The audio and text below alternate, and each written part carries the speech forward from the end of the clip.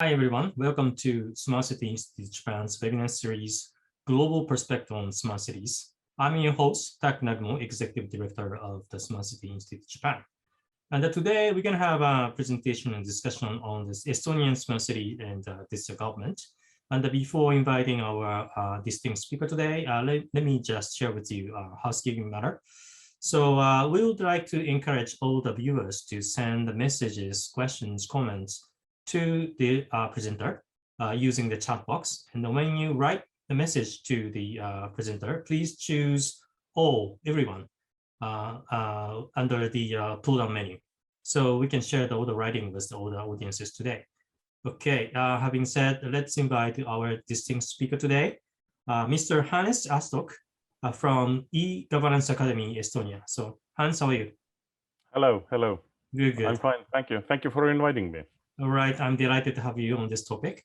And today we have a somewhat special format of the webinar, meaning that we're going to have a shorter presentation by Hannes. So it's going to last like 10 minutes or so first, only for the reason of setting the stage of today's discussion. And after that, we have a more extensive discussion, one on what the next world should look like with the coexistence with the COVID-19. So it's a challenging topic to talk about. All right, so having said, Hans, it's your showtime. Thank you very much, and good afternoon, everyone in Japan. It's noon in Estonia, so we have several hours time difference, and I'd like to congratulate all Japanese people for excellent Tokyo Olympics, and we are especially proud that our fencing female team was winning gold medal there. So it's a great honor for us, and we were really excited how Japanese people and government and Olympic organizers made the all happening even during these hard times of pandemic. So thank you very much from Estonian people also. Well. Now let's discuss about smart cities, and before we're starting our discussion, I'd like to make a very short presentation about my organization, myself, and Estonia, so set the stage. So I'm working for the Estonian e-governance Academy, what is relatively small consultancy organization in Estonia. We have been in business almost 20 years, and we are non-profit, non-governmental organization. And currently we have around 50 staff members in several countries, mostly in Europe. And but during the last 20 years, we have been working with more than 130 countries in all continents. And now our trainings and study visits have been extremely popular. So we have more than 6,800 participants in our training events, both in Estonia and in other countries. And happy to say that throughout the cooperation with MURC in Japan, also we have hosted a lot of Japanese government officials and business representatives who have been very much interested about Estonian digital success. And we hope after the pandemic in one day is over to continue this work together with MURC and Japan. And currently we have a broad set of projects globally. Either working online for the consultancy has been challenging, but we are happy that we have concluded a lot of projects globally also during the pandemic time. Few words about myself and my connection about Smart City also. I'm educated actually as a journalist and graduated from university as a journalist and public relations expert. After I have been working in media, but also for almost like 8 years as a deputy mayor of Estonia's second largest city, Tartu, also being elected for one term to Estonian parliament, but now already for 10 years working as a senior expert and also currently as executive director in Estonian e-governance academy, and also doing a lot of consultancy work about digital government and smart cities development globally. About Estonia, this is a map of Europe, and you can see in north, where next to Finland, Sweden, Russia, and Latvia is located small tiny country Estonia. So at the one cold corner of Europe, surrounded by several good neighbors like Finland and Latvia, and one challenging neighbor, Russia. So what actually sets the scene for Estonia as a nation and for the government also. Estonia is a small country with population 1.8 million people and an area of 45,000 square kilometers. So we are more or less 90 times smaller by population, or almost 100 times smaller by population than Japan, and also by area. We are parliamentary republic, and our GDP in USD is around 32,000 USD, and also our population is pretty urban. Around 70% of population is living in urban areas. And here you can see the map of Estonia. The capital city Tallinn is in the north coast, and second largest city Tartu is in South Estonia. Tartu is also a large university city and then considered as a cultural capital of Estonia. And Estonian cities are not very big ones comparing to the Japanese megapolis. City of Tallinn is a bit less than 500,000 inhabitants. Second largest city Tartu is around 100,000 inhabitants, and next cities Narva and Tartu are around 50,000 inhabitants. So it also sets the scene for the smart city developments and sets the limits actually, because as you know very well, more you have population, more you have also budget and other resources to boost the innovation. But anyway, we are very successful in smart cities and innovation, and this will be the topic of our discussion. And I stop here with a short introduction. Thank you very much, and over to you, Chuck. Okay, thank you, Hans. So it's been already a little over 2 years since we jointly hosted a big event in Japan on Estonian digital government. And we translated your blue book on the smart city, digital government in Estonia. And since then, and even before that, many of the Japanese, scholars and researchers studied Estonian miracle of creating digital government. For Japanese people, it's a kind of how to say, we were regarded as a miracle 70 years ago, right? After the Second World War, rapid industrialization, economic growth was kind of regarded as a miracle in Eastern Asia. And you were also regarded as a miracle in the Eastern Europe. And it's the focus of everyone, amazement of everyone. How can such a small country become the top of the list in terms of the digital transformation? And I visited your country almost every month before the pandemic. So, people regarded me as, okay, Tak is now living in Estonia beyond e-residency, right? And then, actually, even after that, I've been watching Estonia, and in fact, I'm now visiting professor of the Taltech, and today I submitted a first paper to Taltech. So, it's still, Estonia is the center of the discussion around digital government. And given that, Estonia is already well known for the digital government, we'd like to now have a discussion around what's the next, right? The reason is simple. Okay, digital transformation is already on agenda. And today, Japanese government is also working on the digital transformation. On September 1st, we'll establish the digital agency, learning after a lot of information from Estonia as well, right? But the disruption came from COVID-19. And we expected that the vaccination will stop the crisis. And people expected that after the vaccination, it's a party time. So you can go around and drink and socialize. But the reality was that even if you are vaccinated twice, you are not free from the risk of infection. You may be not, in a severe situation, but you could be infected without any symptom and causing, the infection of someone around you without even noticing that is going on. So I am talking to people in various points in the world, and what I tend to hear is that, okay, we are not getting rid of the COVID-19. We are still living with the COVID-19.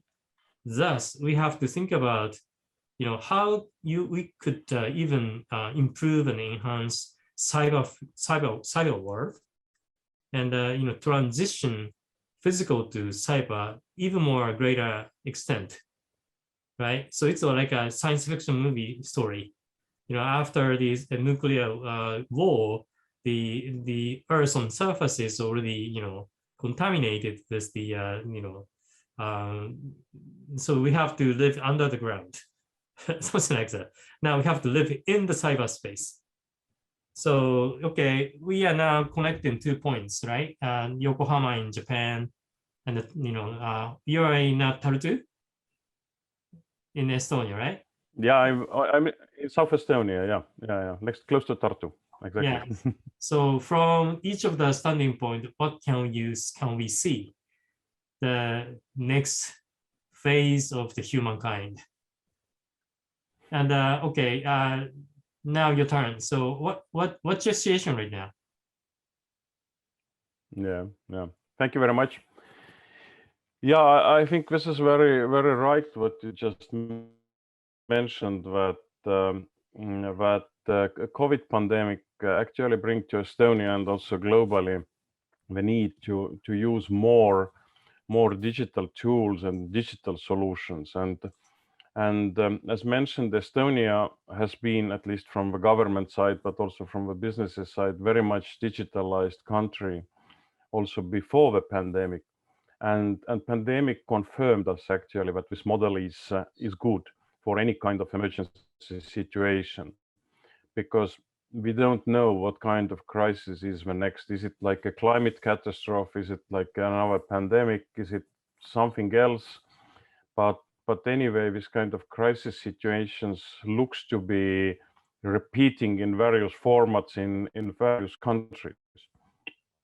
So this means that more our information is in digital format, more we can access it from online wherever we are located for services, for whatever necessary purposes, more safe side we are. I just recently visited some Caribbean islands, and they have like annual lottery every year, almost right now, this year, even earlier in middle of June, the first hurricane was arriving, and it's always like a lottery that, and it's not lottery that will the hurricane arrive, the hurricanes will arrive. The lottery is which country will be hit.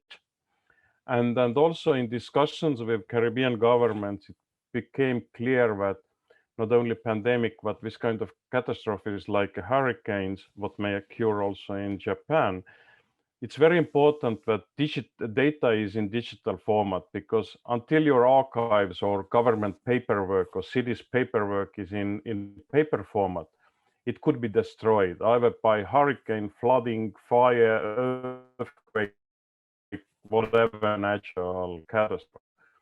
When it's in digital format, securely stored, securely also backed up somewhere else, in some other end of a country or in other continent or in cloud, you can be more or less sure that after the natural disaster is over and electricity and internet connections are recovered and computers are working again, you can basically download your government again and start the work from the point when it was disrupted. And this is becoming more or less like a normal situation already. So like resilience for this kind of natural disasters, and also resilience to this kind of pandemics. Because what we learned in Estonia during the pandemic, the digital government was really working properly. and not only digital government, so connections between citizens and government, businesses and government, but also business was functioning very well. And this is especially thanks to the available digital signature, because you can do all your business transactions and sign whatever contract between businesses and citizens by using your digital signature, what is available for every Estonian citizen and resident. So this also means that this kind of digital tools are making our nations, our cities also much more resilient to various kinds of lockdowns or any other type of disasters. And also interesting side effects of COVID, I should say, that as globally there is many digital tools what we invented probably already like 10 or 20 years ago, like telemedicine or like online shopping. And what was like still not too popular in Estonia, because Estonia is a small country and cities are small, so to go for shopping is not like a nightmare what you may face in Tokyo just because of traffic and distances and time you spend just to get to the shopping center. But even in Estonia, people start to shop online because now it was convenient, and as there was lockdown, there was not that convenient, and shopping centers were actually closed. And also with the telemedicine, as it was earlier both considered by the patients and by the doctors like kind of nice to have tool. Now it appears that everyone was happy to use telemedicine, and earlier when doctors with any type of problem you had, they always said, you need to visit me physically. I'd like to meet you. And actually they were just discussing with you. They didn't make any tests, any kind of physical presence was actually not necessary. Now we learned that this kind of visits could be done very easily by telemedicine, by using whatever Zoom or Teams environment also. So this means that we learned a lot also from the tools what were already available, but we just didn't use them.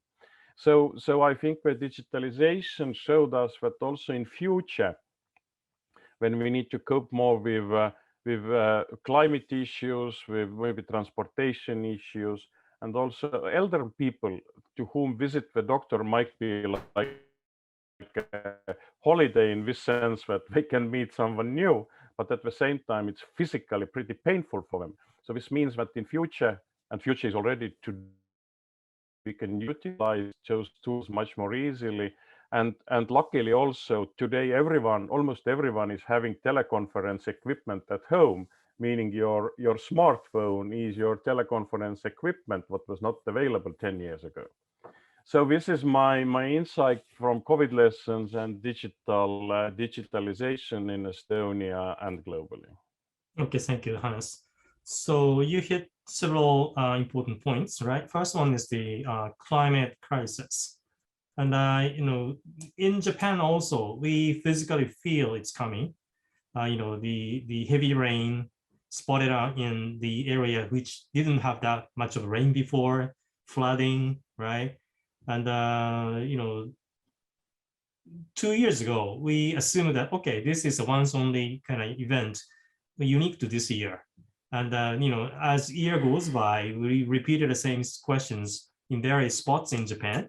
And it's clear for everyone, this is the climate change, right? And then the climate change and also the pandemic are rooted in the same reasons. The population increased too much and destroyed nature. As such, the nature is retaliating us, right? From the climate standpoint and virus standpoint. So unless we change the way we live, we produce, we consume, and we manage the waste, let's say, we cannot change the course of this crisis, right? That's the important point. Having said, as you mentioned, that the pandemic, pushed us forward from the digitalization standpoint, right? So the future came sooner, right? So we prepared some online venues, tools, not knowing this could happen. And we were not really, willing to shift to the cyber world that sooner. But without that, it's threatening, life-threatening. So we have to choose to use digital tools. I, as the member of the Japanese government Regulatory Reform Promotion Council, we worked hard to get rid of the paperwork, with the stamping practice, right? So manual stamping, was causing the office workers to commute to the office physically, only to take care of the stamping practice. And then those people are, exposed to the risk of the infection. And it was kind of, stupid idea. Just for the sake of paperwork, you have to put yourself in a risky position. So we, as a Regulatory Reform Council member, worked hard to get rid of the stamping paperwork and, prepare the ground for a transition to the cyber world. So, that's a kind of plus. In fact, it was plus, as well as the transition to the online medicine. You mentioned that as well. And online retailers like Amazon's are booming. They're making huge amount of profit. So the profit base is shifted to the online, platformer and the business, companies. So that's a kind of plus. But if you look at the things from the somewhat different perspectives, okay, before the pandemic, we had the choices.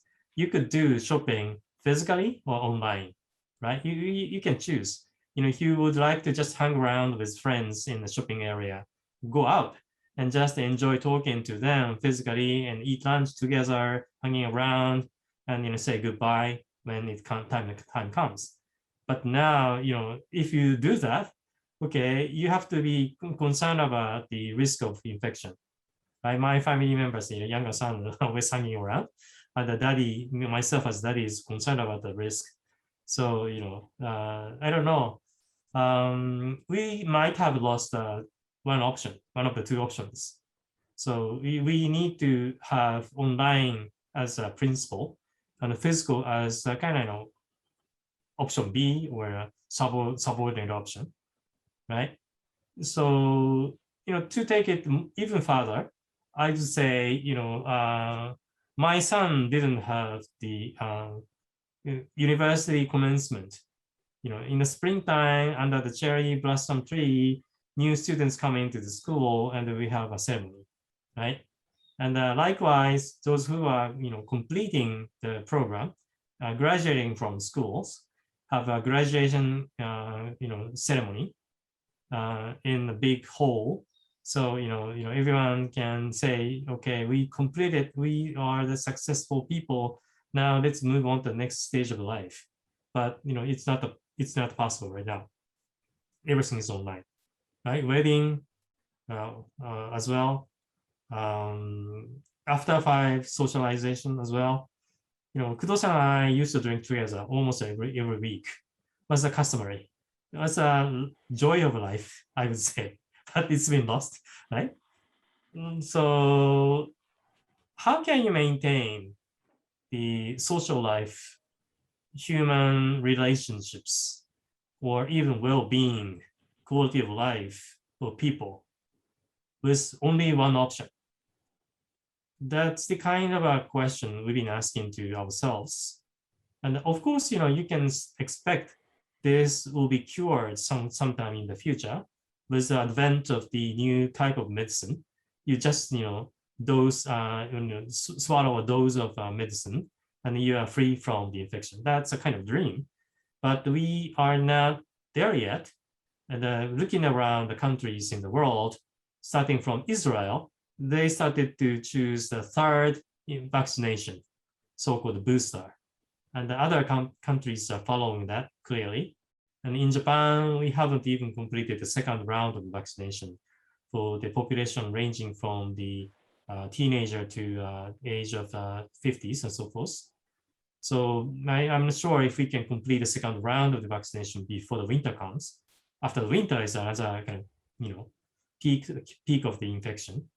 So in short, everyone's worried. So yeah. I see many people talking about, new way of life. How about in Estonia? Yeah, our situation has been in way that vaccination is in good progress now. Around 60% of adult population has got already their shots, and the remaining is in progress. But and then the summer was more or less open from middle of June until today. You can almost freely visit all restaurants, shopping, concerts, events. From this week, it's now compulsory that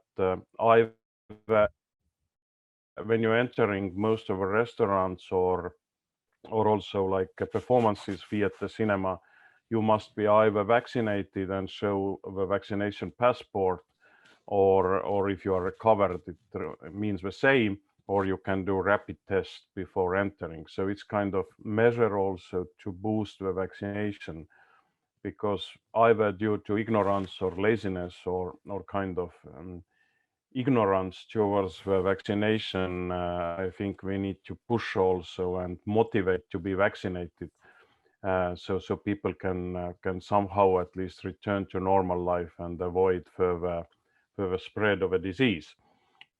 But I think about what you discussed about the physical presence, physical contact, and also like physical shopping, or instead of it having virtual one. I think people are social animals, actually. And most of us want to be our friends and colleagues, schoolmates, whoever, and then maybe small part is happy without communicating with anyone. So in this sense, I think it's important still that we are providing options for the citizens. But if you're like thinking back like 40 years, or not 40 years, 80 years back during Second World War, what kind of conditions were for the most of the people globally during the war? You were all, like almost every night were sitting at home. There was a lockdowns, and communication means were not almost non-existing. Maybe there was no telephones, nothing. You can just maybe during a daytime and your working time meet some people, and when stay in queues to buy the foods, what was also very much limited. So in this sense, I think we are today in much better situation, and even during the pandemic, we can have this nice conversation through the internet also. So I think we may complain, but we don't need to complain very much, because comparing what it was 80 years ago, we are in much better situation, and also we are lucky we have vaccines also available, and it's weird for me just that there is part of a population in almost every country who is refusing the vaccination. And this is also probably the side effect of internet and too much information, and whatever information everyone can spread. So so it's a kind of surprisingly bad side effect of all this information and communication technologies, what we currently see, that people are refusing the vaccination. But returning to the future issues, I think it's kind of mixture, dependent on pandemic, with pandemic or without pandemic. But it's a great, if this kind of communication tools like a Zoom we are using today, it will anyway, those solutions are connecting families globally, because my part of my family was living in Canada in 1960s, 70s, 80s, and it was like once per 2 months we were receiving a letter from them and sending back something, and long distance calling was so expensive that you did it only in the case of emergency. So today it's almost free of charge. You can communicate with your family wherever.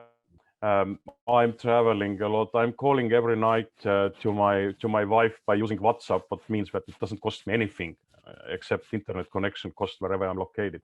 So it's so beautiful, what allows us also to be connected with picture and clear sound, and without almost any remarkable costs for it.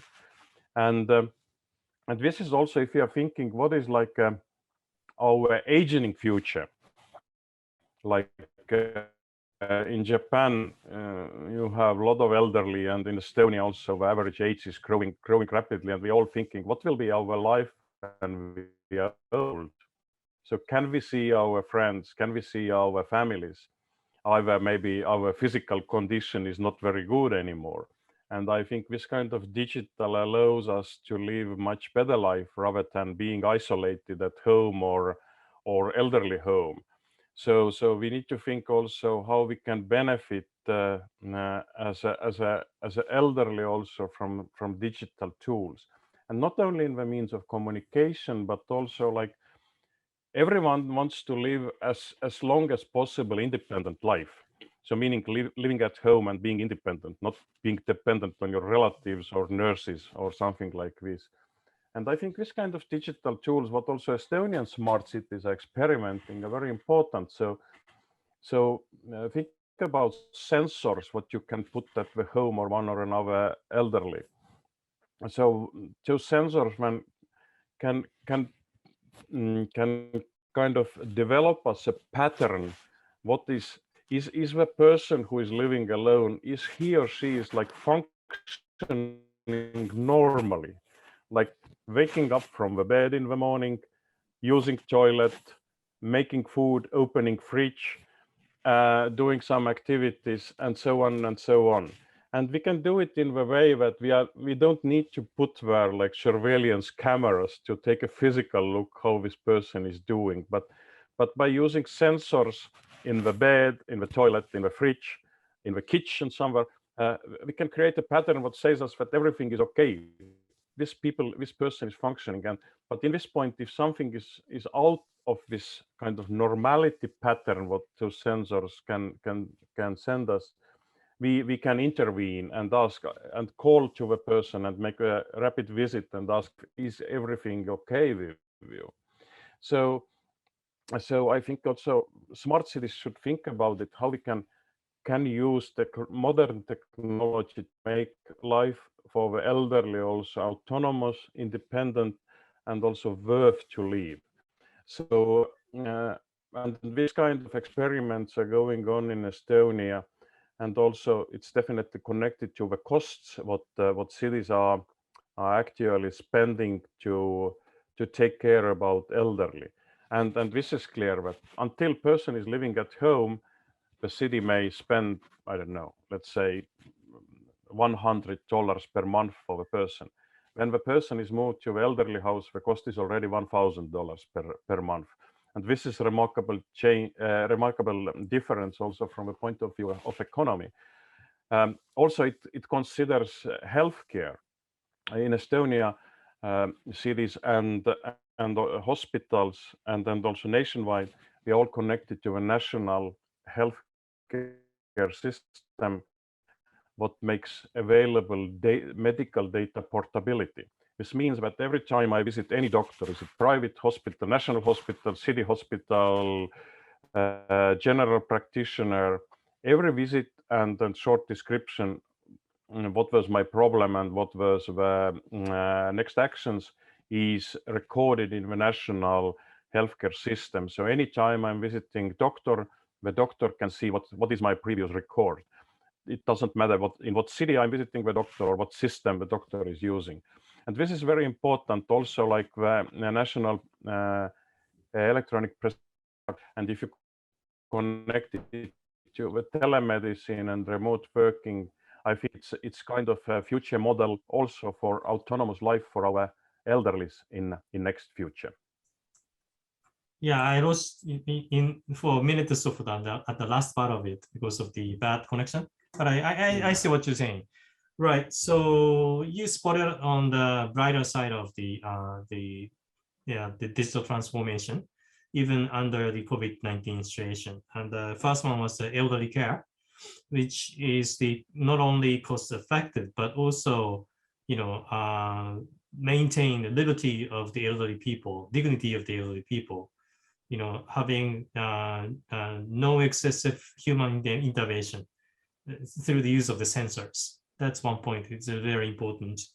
And the medicine, Estonia is well known for the online medicine. You're ahead of the curve of everyone, right? So yeah, that's the number one advantage, I would say. Since Estonia has already developed the online medicine, and then even the second opinion from the doctors whoever looked at the your medical care record can be confirmed afterwards, and even ask why you looked at my medical record. If if the viewers cannot answer the question, that's violation of law. So it's well-established system worked well, right? And the online work, remote working, it's another one. And those are all good points. And let's talk one by one, field by field. What's a plus or minus, or the rosy part or shaky part of the what we do with the digital technology. And clearly, the Estonia has an advantage of the e-voting. We will have a general election coming soon, right? Because the Suga administration will terminate at the end of the September, I guess. So we'll have a general election, and now people have to go to the voting site physically and vote. And historically, we had the online voting in practice, but it doesn't mean that you can vote through the internet. You have to go to the site, like elementary school, chosen as election site, and then you use the touch screen on site. But history wasn't really supporting us. There was an error in program, so that all the election result was in vain. So based on that, the negative experience, many local governments decided not to run the digital election. But with the Delta type COVID-19, we have to ask ourselves whether the physical voting is still the best choice of ourselves in the political behavior. And you guys are ahead of a curve. And I was, insisting to the committee that we should talk about, regulatory environment on the e-voting. Otherwise, sooner or later, this could happen. And then now it's happening right now. And how do you feel about e-voting? In the initial phase, it was a constitutional debate, right?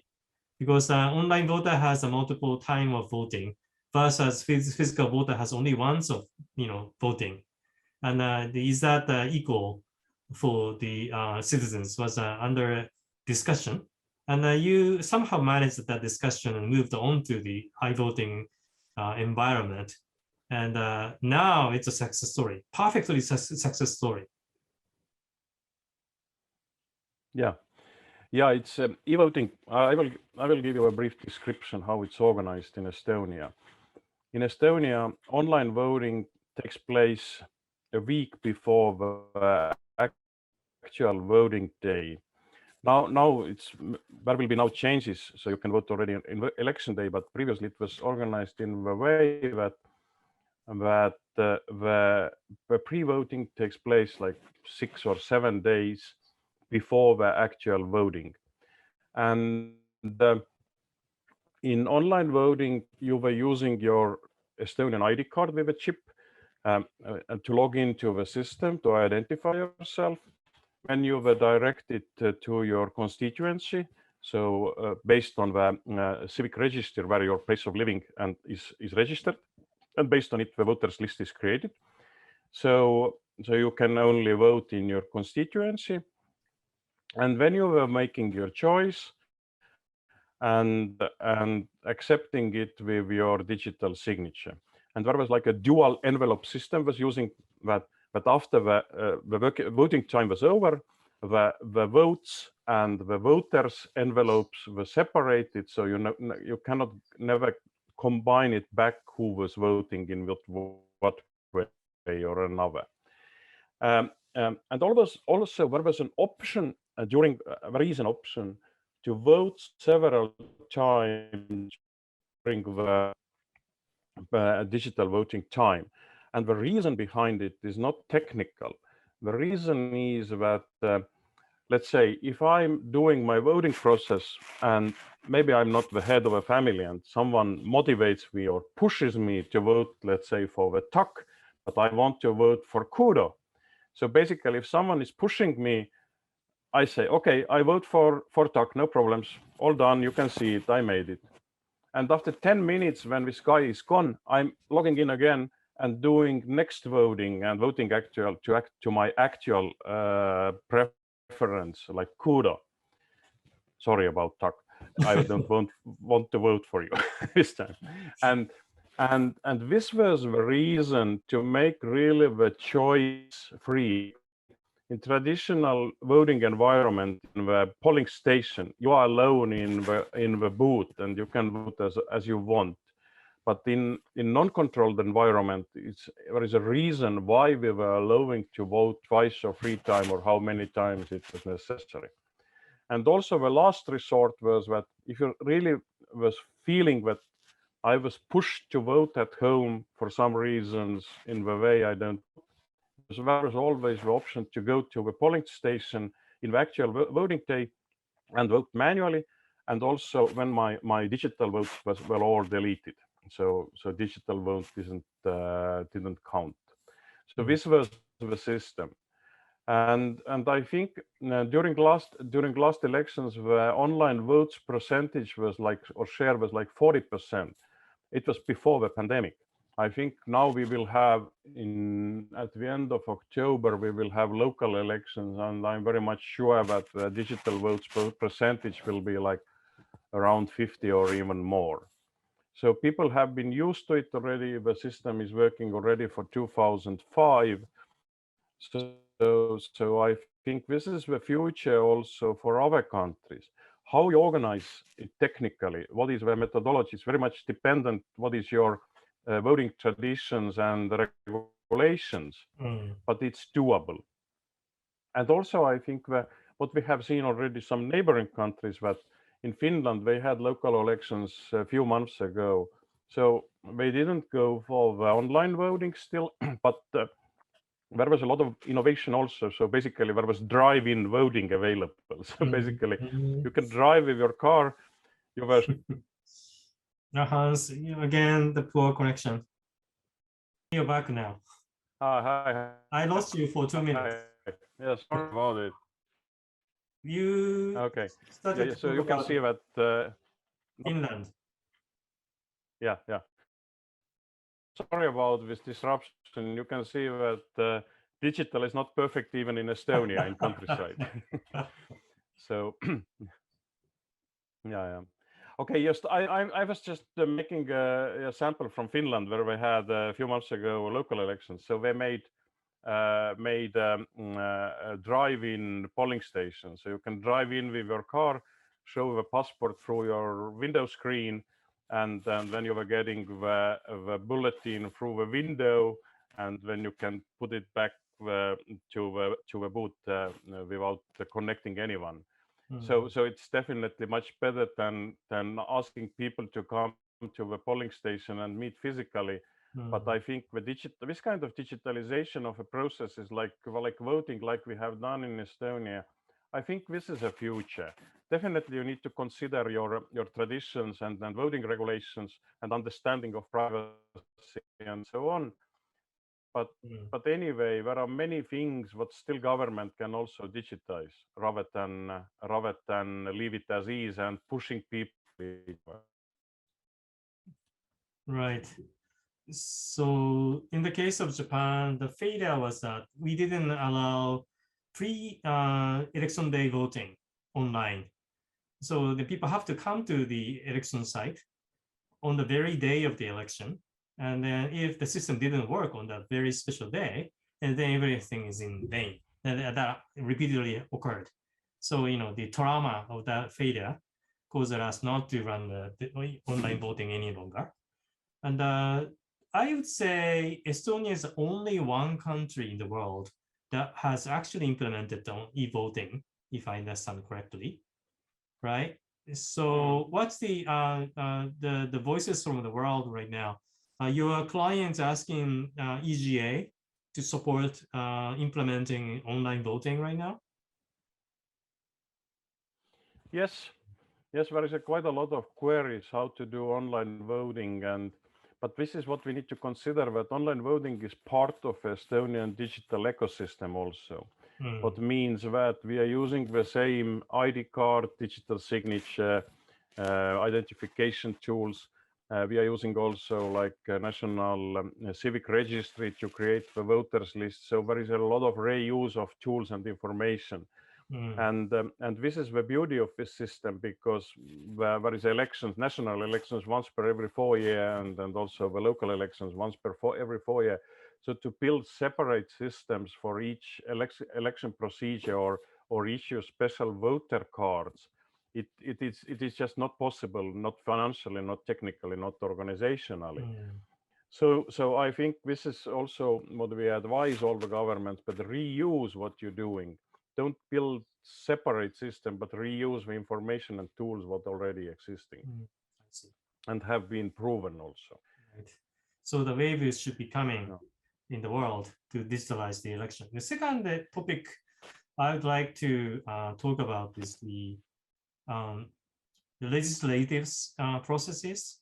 Right now we talked about the election, but after the congressman being elected, then the legislative process, the parliament discussion is still largely held on physical world.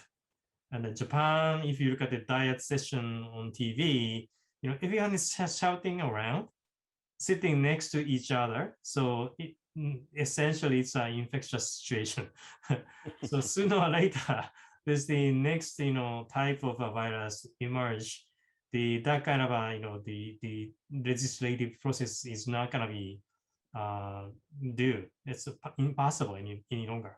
So essentially, that will lead us to evolve into more digital democracy, right? Starting from election, then legislative processes, and later administrative process, and so forth. Everything will be on digital, right? So what's the direction in Estonia in the legislative processes? Yeah, it's also very much and towards digital, and also COVID has boosted it because earlier also Estonian Parliament didn't have any opportunity to meet virtually, both legislation-wise or technology-wise, but it takes like 6 months, and now they are capable to meet online also, and it's also legal. And many local councils have made much more rapid changes in their regulations and meet virtually in their meetings. And I think even especially for the local councils, it's much more important because, okay, parliament is professional body. We have full-time parliament members and working full-time there. But in local councils, our councillors are like volunteers, more or less. They are elected, but they are not paid for it or not full-time there. And also it's important, as I'm being also like a member of local council, I know how hard it is to fit the local council meeting with my other business, especially if you're traveling globally. And earlier it was like you need to choose either you're participating in local council or you're quitting to make your business. So today it's much more easier also to participate in local council meetings online. And I think it's important for a democracy in very positive manner, because in this way you can engage the best brains of your city or of your commune to the local decision making. Otherwise, they just said that I'm too busy, I cannot attend, I'm traveling. Now, if you can attend online, you can find this 2 or 3 hours for the council meeting for sure, but you cannot find the time to fly back to Estonia, to your place, and do 3 hours meeting and fly back to somewhere. This is mission impossible. So I think it's actually this kind of online democracy tools, both like council meetings, many various kind of online participation tools, citizen engagement tools, are becoming very important because no one is today interested to go to the physical meeting, to the city government to discuss the planning of your close area or discuss the ideas about new library building, but everyone is happy to do it online. So the question and challenge also for the cities, both in Estonia but also globally, is how to build up such environments, virtual environments, where citizens can get the information in the way that they are understanding it also, so it's well visualized, well explained. So in those environments, there should be an opportunity that they can provide their opinion in proper manner and make sure that someone is also considering their opinion.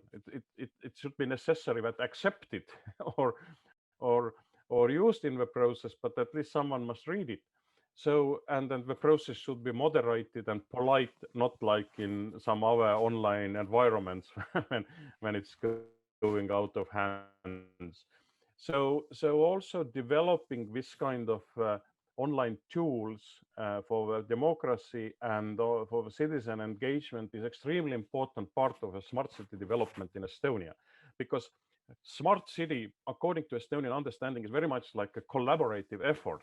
It's not that some smart guys are inventing something and we need to use it. It's like a co-creation, how we develop our cities, how we'd like to see our cities, what are the technologies we are accepting and what are the ones we are not accepting. So technology is a vehicle what we can use, but the most beautiful part of smart city from my point of view is that we can do it jointly, like listening citizens, asking from the citizens what is your opinion, and collaboratively using this collaborative brain to make the best possible decisions. And it's also important in this sense that if we do it collaboratively, it's most probably there is less confrontation to those decisions later. I agree. I have been working in local government, but you cannot always accept every voice. If you need to build the new road, you probably need to cut down some trees. You can later plant hundreds of them, but you need probably to demolish some houses, so on and so on. So it cannot be that the situation remains the same and getting better at the same time. But there are many ways how we can well debate those issues and accept that if a change will bring for the majority a lot of benefits, so we can accept it also and compensate it with some other activities somewhere close by. A good point. Yeah, looking at the national government dietary sessions on TV, they are sitting next to each other, and a very risky infectious situation is clear. It's clearly risky, but from the local government standpoint, I think there are room for the change much quicker than at national level. Right. So pointing out that the change, digital transformation of the democracy should be led by the local level first makes a lot of sense, particularly as you know that the PPP is a norm in the smart cities at the local level. Yeah, it's a good point.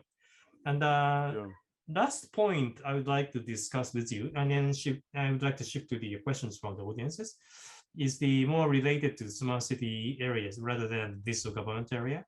The area I'd like to talk about is the mobility, public transportation, so to speak, right? So before the pandemic, people all talked about Mars or the autonomous driving as a new, mobility means, right? So don't drive your car to the center of the city, because that causes congestions and pollution of the air and even the noise and so forth. So healthy situation wouldn't be achieved with the cars mounting in the center of the city. So let's use public transportation. It's connected well with Mars system, and even it's going to be driven autonomously. So it's going to be even more convenient, so forth. But again, the packed transportation, public transportation, is infectious environment as well, particularly after Delta type COVID emerged, right? So I used to commute to the office in a packed train, taking 1.5 hours and so forth every day to go, and another 1.5 hours to come back. And now I'm working online, and I'm alleviated that the congestion situation. But infection is another big one, right? So emphasis on the public transportation as a means of mobility is not going to be as effective as it used to be. And what's the discussion in Estonia? Do you talk about that kind of stuff? Yeah, we discuss, and Estonia, the discussion about public transportation has a little bit another angle, because our population is small, and also like countrysides are pretty empty. So autonomous transportation is still a kind of opportunity, hopefully in one day.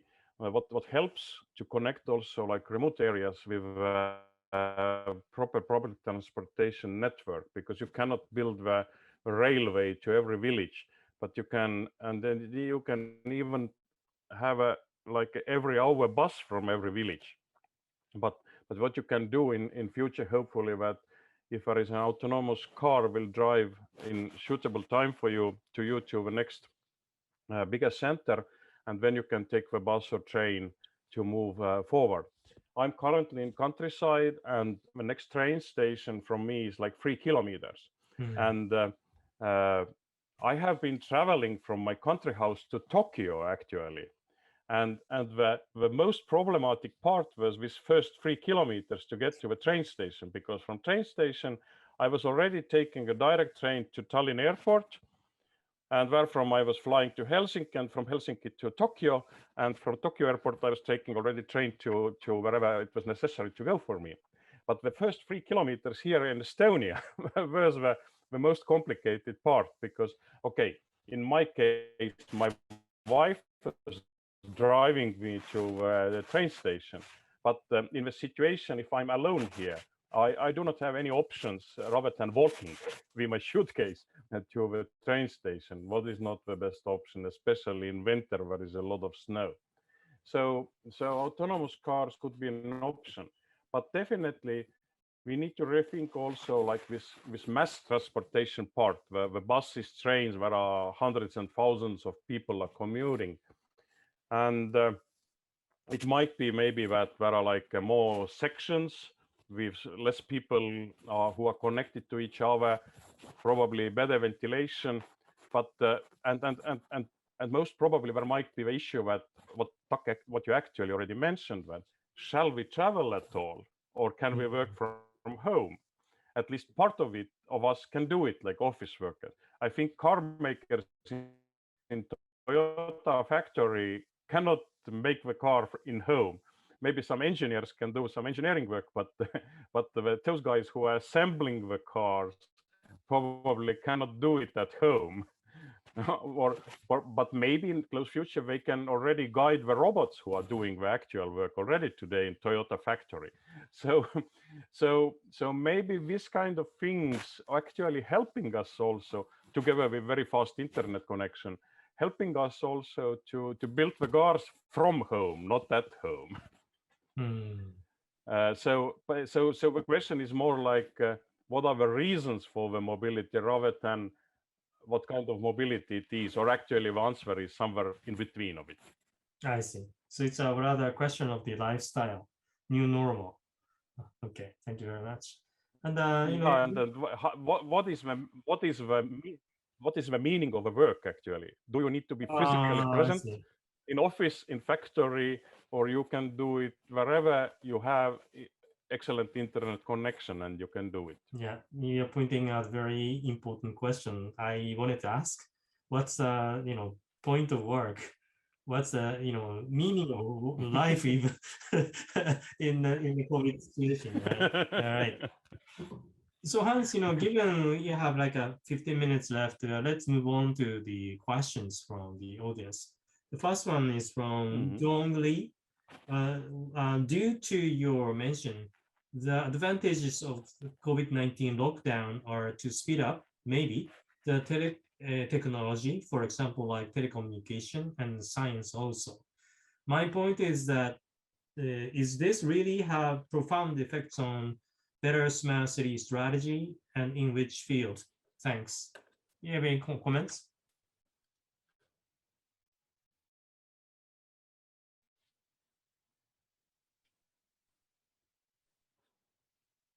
Sorry, Tak, it looks I lost you. Could you repeat the last part of the question? Yeah.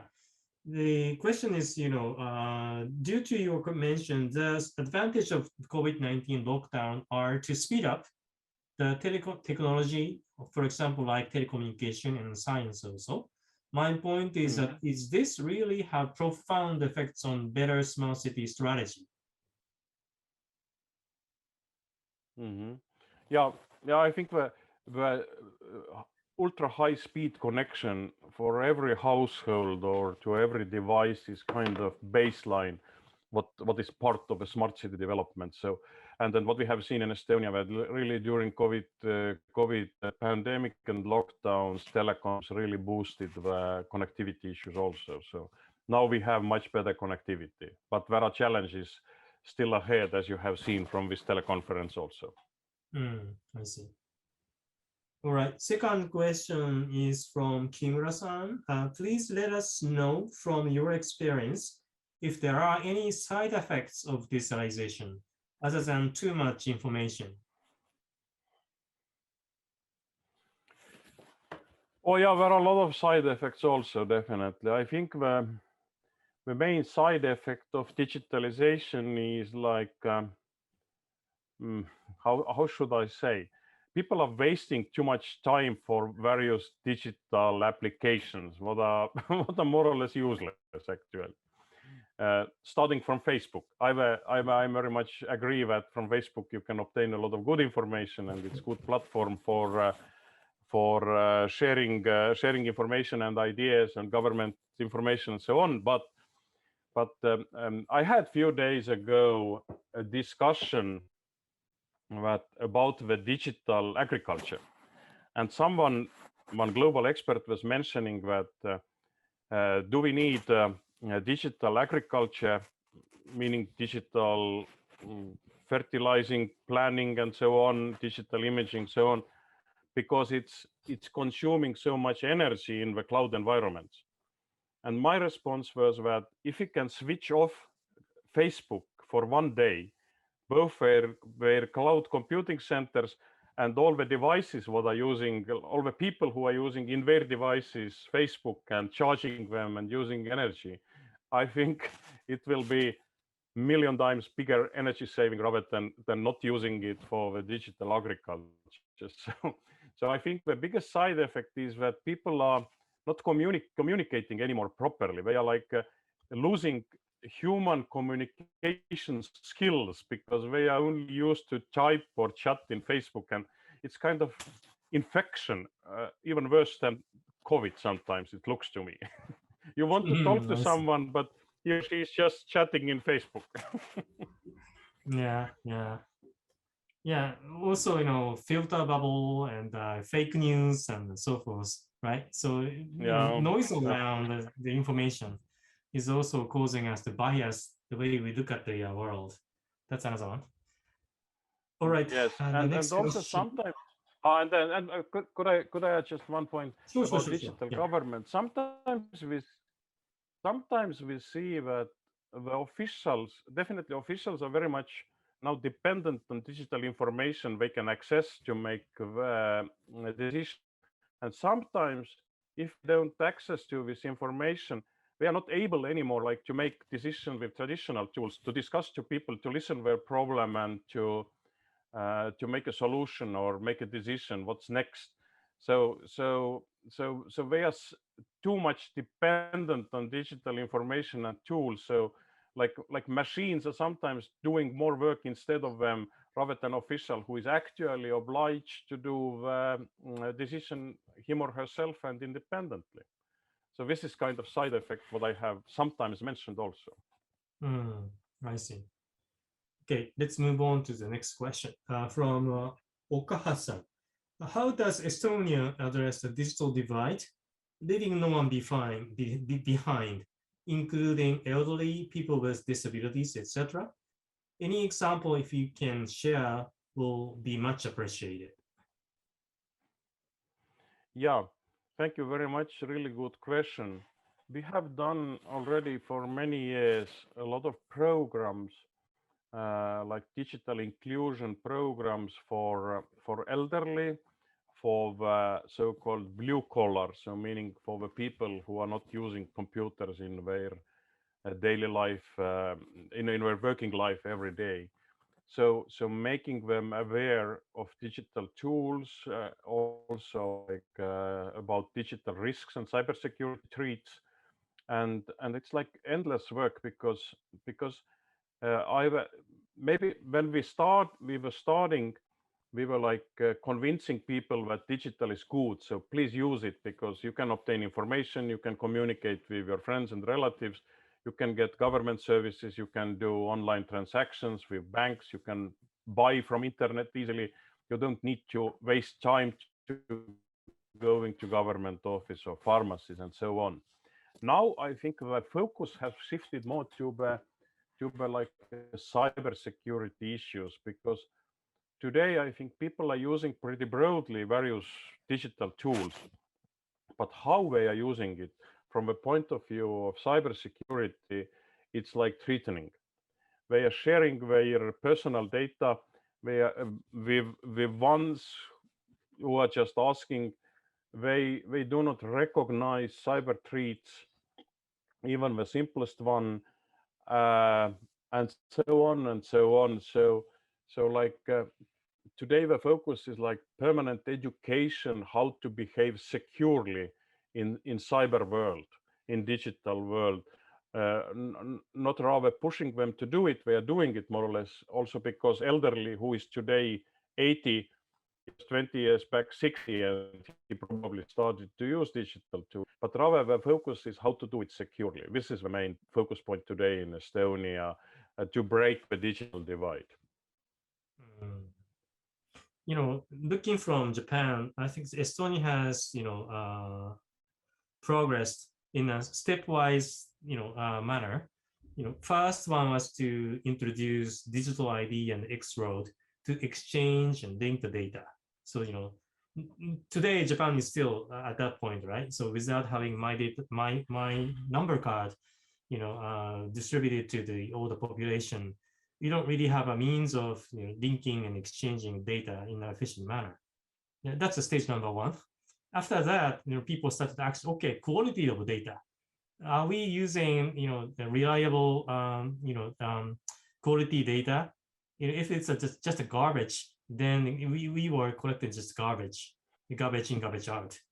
Then lastly, you are at the third stage. Okay, we have a good data readily available for the sake of national interest, but how can we protect the data from cyber attack? Right? The maldoers are outside of our country, maybe even within the country, but largely outside. How can you protect the virtual, how's the territory, the data set from the external attack? So you are at the third stage from my standpoint. Yeah. It's I think this kind of large-scale cyber attacks, it's a challenge for the governments and definitely for the companies also. And in this case, I as a private citizen hardly can do something. But if someone like wants to get my data by sending me fake emails or asking me to push here and provide here my online banking credentials, because saying that I'm bank official and now please provide me your bank credentials, online banking credentials. This is what we can teach our citizens, how to behave securely and not to do such things. And this is like a kind of individual level. And the big things what you mentioned, this is like work of a government and companies to protect the big systems. So I will be sure that my government is protecting my big data sets.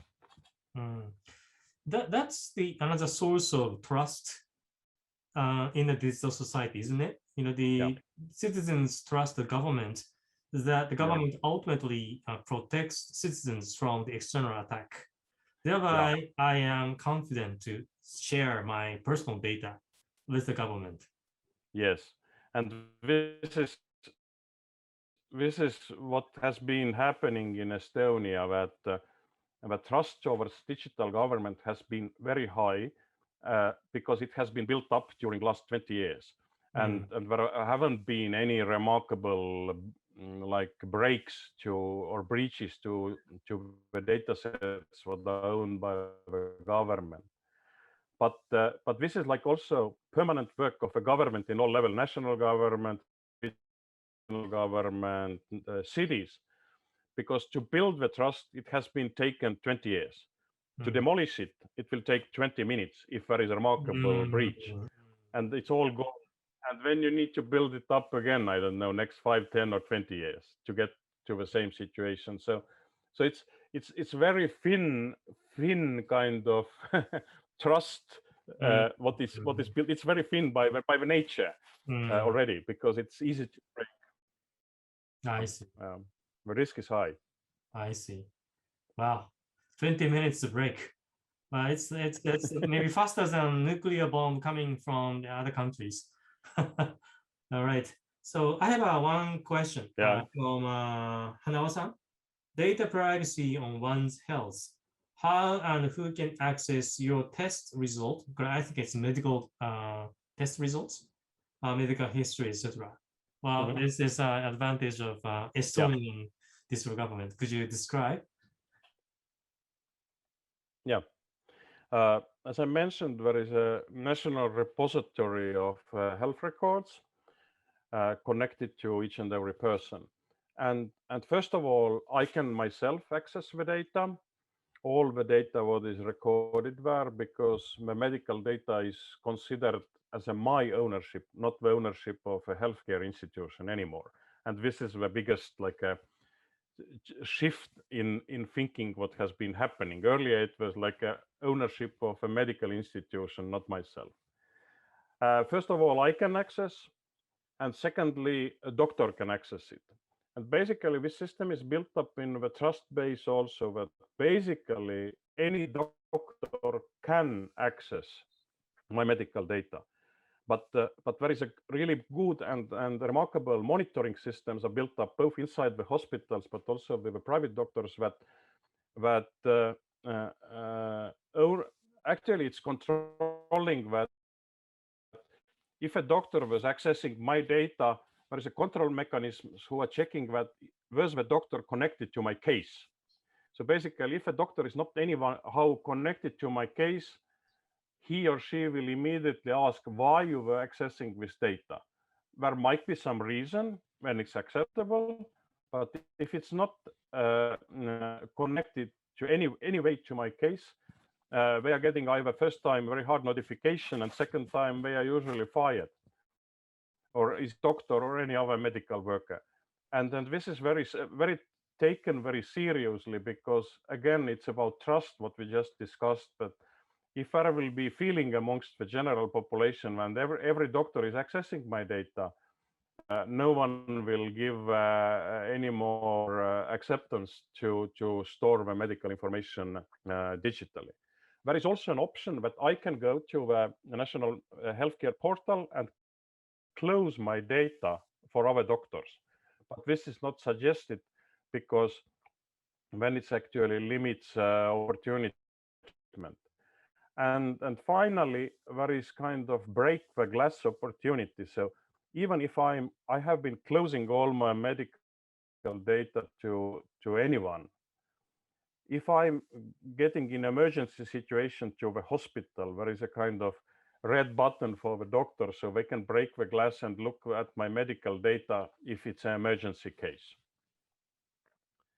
But basically, I myself controlling who can access or who cannot, and I can see when entering medical data portal who has been accessing it also.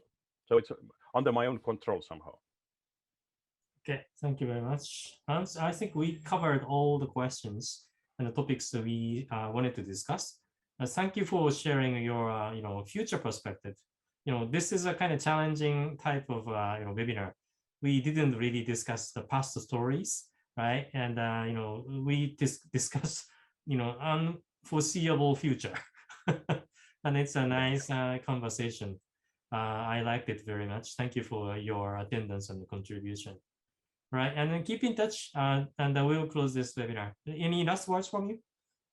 Yeah, thank you very much for everyone. Thank you very much for a very interesting question, and hopefully sooner or later we can visit Japan again, and all of you are warmly welcome to Estonia to learn more how we are doing here. Thank you very much and welcome.